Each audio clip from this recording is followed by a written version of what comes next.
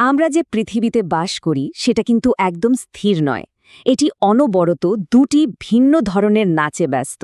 আর এই নাচই ঠিক করে দেয় আমাদের দিন, বছর, এমনকি ঋতুগুলো। চলুন আজ এই মহাজাগতিক নাচের রহস্যটা একটু খোলাসা করা যাক। তো প্রশ্নটা হলো, ঠিক কোন দুটো মহাজাগতিক গতি আমাদের জীবনের প্রতিটা মুহূর্তকে নিয়ন্ত্রণ করছে? আমরা কিন্তু প্রায় এটা টেরই পাই না, অথচ আমাদের গ্রহের দুটো মৌলিক আচরণের মধ্যেই এর উত্তর লুকিয়ে আছে। ব্যাপারটা অনেকটা এরকম। ভাবুন তো, পৃথিবী একটা লাট্টুর মতো, যেটা শুধু নিজের জায়গায় ঘুরছেই না, বরং ঘুরতে ঘুরতে একটা বিশাল পথ ধরে এগিয়েও যাচ্ছে।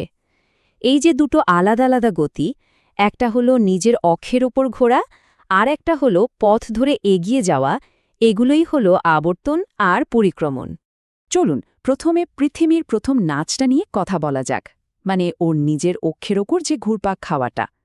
এই ঘূর্ণন বা আবর্তন গতি কিন্তু আমাদের দৈনন্দিন জীবনের পুরো ছন্দটা তৈরি করে দেয়।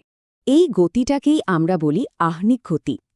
ঠিক একটা লাট্টু যেমন ঘোরে, আমাদের পৃথিবীও তার একটা কাল্পনিক অক্ষ বা দণ্ডের ওপর পশ্চিম থেকে পূর্ব দিকে সমানে ঘুরছে। আর এই একটানা ঘোরার কারণেই কিন্তু আমরা দিন আর রাতের এই চক্রটা দেখতে পাই। এখন একটা খুব মজার ব্যাপার বলি। আমরা তো জানি দিন হয় ২৪ ঘন্টায়, তাই না? কিন্তু জানেন কি পৃথিবীর নিজের চারপাশে একবার পুরো ঘুরতে ঠিক ২৪ ঘন্টা লাগে না। আসল সময়টা হলো ২৩ ঘন্টা ৫৬ মিনিট ৪ সেকেন্ড। আসলে আমাদের হিসেবের সুবিধার জন্য আমরা এই সময়টাকে গোলগাল করে ২৪ ঘন্টা বা একটা সৌরদিন ধরে নিই। আচ্ছা, ধারণা করা যায় যে আমরা ঠিক এই মুহূর্তে কতটা স্পিডে ঘুরছি।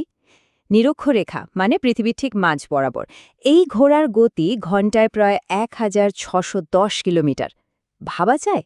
অবশ্য মেরুর দিকে গেলে এই গতিটা আস্তে আস্তে কমতে থাকে। এই যে প্রতিদিনের ঘূর্ণন, এর প্রভাব কিন্তু মারাত্মক। শুধু দিনরাত হওয়াটাই এর একমাত্র কাজ নয়। এর জন্যই কিন্তু বাতাস আর সমুদ্রের স্রোত উত্তর গোলার্ধে ডান দিকে আর দক্ষিণ গোলার্ধে বাঁ দিকে বেঁকে যায়। এমনকি সাগরের জোয়ার ভাটাও এর কারণেই হয়। আর সবচেয়ে অদ্ভুত ব্যাপার হলো, এই ঘোরার জন্যই আমাদের পৃথিবীটা একেবারে নিখুঁত গোল নয়, বরং কমলা লেবুর মতো দুই মেরুর দিকে একটুখানি চাপা। তো এটা তো গেল পৃথিবীর ১ নম্বর নাচ। এবার চলুন এর দ্বিতীয় আর অনেক বড় নাচটার দিকে তাকাই। এটা হলো সূর্যের চারপাশে পৃথিবীর সেই ৩৬৫ দিনের বিশাল এক যাত্রা। একেই আমরা বলি বার্ষিক গতি বা পরিক্রমণ। এখানেও একটা মজার ব্যাপার আছে। আমরা অনেকেই ভাবি পৃথিবী হয়তো সূর্যকে একদম গোল একটা পথে প্রদক্ষিণ করে, কিন্তু আসলে তা নয়। এর চলার পথটা হলো একটা উপবৃত্তের মতো। এর মানে হলো বছরের বিভিন্ন সময়ে সূর্য থেকে পৃথিবীর দূরত্ব কম বেশি হয়। যখন পৃথিবী ঘুরতে ঘুরতে সূর্যের সবচেয়ে কাছে চলে আসে, সেই অবস্থানটাকে বলে অনুসূর। এটা সাধারণত জানুয়ারির শুরুতেই ঘটে। আর যখন সবচেয়ে দূরে থাকে তখন সেটাকে বলে অপসূর, যেটা হয় জুলাই মাসের শুরুতে। আর এই যাত্রার গতি সে তো আরও অবিশ্বাস্য। ভাবুন তো, প্রতি সেকেন্ডে প্রায় ৩০ কিলোমিটার। মানে এই কথাটা বলতে বলতেই পৃথিবী মহাকাশে প্রায় ১০০ কিলোমিটারেরও বেশি পথ চলে গেছে। আমাদের কল্পনাতেও এই গতিটা আনা কঠিন। তাহলে এখন প্রশ্ন আসতেই পারে, এই যে ঋতু বদলায়, মানে গরম বর্ষা শীত আসে, এটা কেন হয়? এর উত্তরটা কিন্তু লুকিয়ে আছে পৃথিবীর এই দুটো নাচের এক অসাধারণ সমন্বয়ের মধ্যে। মানে সূর্যের চারপাশে পৃথিবীর এই বার্ষিক যাত্রা আর নিজের অক্ষের উপর ওর একটু হেলে থাকা, এই দুটো জিনিস মিলেই তৈরি করে আমাদের এই সুন্দর ঋতুচক্র। বছরের ৪টে দিন এই ঋতুচক্রের জন্য খুব গুরুত্বপূর্ণ। যেমন ধরুন ২১শে জুন, এই দিন উত্তর গোলার্ধে দিন হয় সবচেয়ে বড় আর রাত সবচেয়ে ছোট।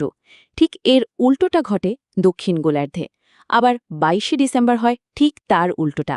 আর ২১শে মার্চ আর ২৩শে সেপ্টেম্বর, এই দুটো দিনে পৃথিবীর প্রায় সব জায়গায় দিন আর রাত একদম সমান সমান হয়ে যায়। এই যে মহাজাগতিক গতি, এটা কিন্তু শুধু ঋতু বদলেই থেমে থাকে না।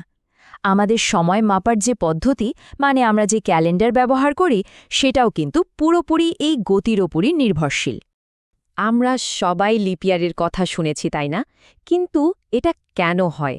দেখুন, সমস্যাটা হলো সূর্যকে একবার ঘুরে আসতে পৃথিবীর লাগে ৩৬৫ দিন আর প্রায় ৬ ঘন্টা। এখন এই বাড়তি ৬ ঘন্টাগুলো তো হিসেব থেকে বাদ দেওয়া যায় না, তাই প্রতি ৪ বছরে এই ৬ ঘন্টাগুলো জমে জমে প্রায় ২৪ ঘন্টা, মানে একটা পুরো দিন হয়ে যায়।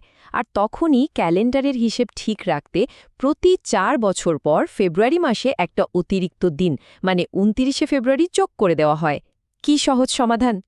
পৃথিবীর এই যে অক্ষটা একটু কাত হয়ে আছে, এর কিছু দারুণ চরম উদাহরণও কিন্তু আছে। যেমন ধরুন নরওয়ের মতো দেশগুলো। গরমকালে ওখানে এমনও সময় আসে যখন সপ্তাহের পর সপ্তাহ সূর্য ডুবতেই চায় না, মাঝরাতেও আকাশে সূর্য দেখা যায়। এই জন্যই তো এইসব দেশকে নিশ্চিত সূর্যের দেশ বলা হয়।